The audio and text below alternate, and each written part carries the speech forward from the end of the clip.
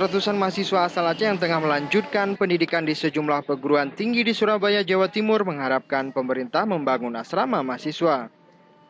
Menurut Ketua Pelajar Mahasiswa Kekeluargaan Tanah Rencong Rizky Satrianto, selama ini mahasiswa asal Aceh hanya mengandalkan sebuah rumah kontrakan yang disewa bersama untuk dijadikan asrama.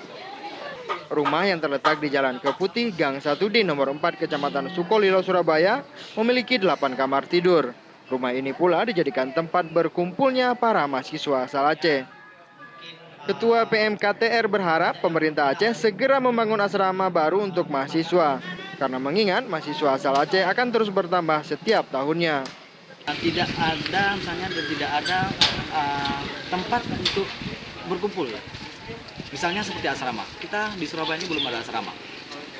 Padahal di Jawa itu, termasuk Jakarta, Bogor, Bandung, Yogyakarta, Malang, bahkan Jawa Timur, Malang, Semarang itu mereka punya asrama semua. Tapi di Surabaya itu belum ada. Hingga saat ini setidaknya terdapat sekitar 300 lebih mahasiswa tengah melanjutkan pendidikan di sejumlah perguruan tinggi di Surabaya. Dari Surabaya, Furkan Mahmud melaporkan untuk Aceh Video.